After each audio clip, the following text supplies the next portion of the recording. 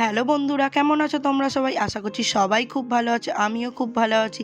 আমার এই স্বপ্ন উড়ান পরিবারের তরফ থেকে তোমাদের জানি অনেক অনেক স্বাগত। আর ভালো সুস্থ থাকাটা একান্ত খুব জরুরি। আজকের দিনটা খুব সুন্দর, আর খুব সুন্দর মুহূর্তটা তোমাদের সাথে তুলে ধরবো। বাপির জন্মদিন অনেক দিন আগেই হয়ে গেছে, তখন যেহেতু একটা প্রবলেম চলছিল তোমরা সবাই জানো, সেই জন্য তখন ও একটুখানি পালন করে দেওয়া হয়নি। সেই জন্য মা একটু সুস্থ যখন, তখন আমরা বাপির জন্মদিনটা নিজেদের মতো করে পালন করছি।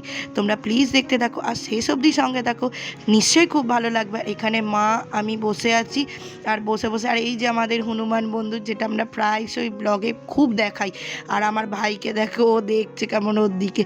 আর টিফিনে খেয়ে নিয়েছিলাম হচ্ছে ওটস, ঘি আর ডিম সেদ্ধ। খেয়েই এবার রান্নার কাজে তোড়জোড় শুরু করে দিতে হবে, কারণ আজ প্রচুর রান্না হবে। এই যে শাক চচ্চড়ি এখানে কেটে ফেলেছে মা, একে সব গুছিয়ে রেখেছে। এখানে হবে আমের চাটনি, এখানে হচ্ছে ডালের জন্য জিনিস, আর এখানে 5 রকমের ভাজা রেডি, আর এখানে মাছ ভাজা চলছে। আর কড়াতে ভাত বসেও গেছে, ভাত অর্ধেক হয়েও গেছে। আর ওখানে হচ্ছে পায়েস, আর এখানে ডাল সেদ্ধ করা হয়ে গেছে। আর কড়াতে ফুটছে হচ্ছে, এখানে এঁচোড় চিংড়ির তরকারি ফুটছে, এখানে ডাল হয়ে গেছে, ভাত হয়ে গেছে, ওখানে 5 রকম ভাজা, শাক চচ্চড়ি, পায়েস সবটা রেডি। আর সাথে এখানে পুপু খেলাও করছে। মাঝখানে আমি আর ভাই গেছিলাম হচ্ছে একটু দোকানে, কারণ একটা কেক আনার ছিল, আর ছিল হচ্ছে একটা জিনিস আনার, গিফট আনার। সেখানে এখানে মহাভুরি বোঝে প্লেট সাজানো রেডি। আর চলো এক ঝলকে তোমাদের দেখিয়ে দিই কী কী আছে আজকে মেনু সেরাতে।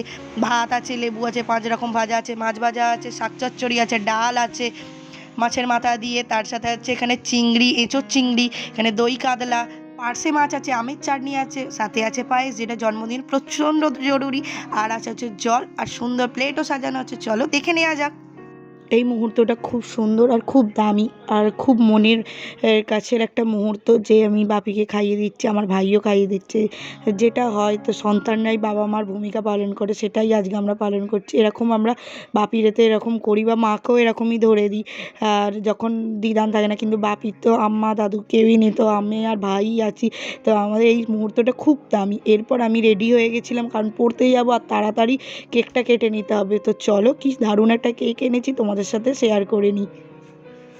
কেকটা আমি আর ভাই নিয়ে এসেছি, যেমনটা তোমাদের বলেছিলাম। কেকটা খুব সুন্দর আর খেতেও দারুণ ছিল, কেকটা দেখতে আরও সুন্দর ছিল।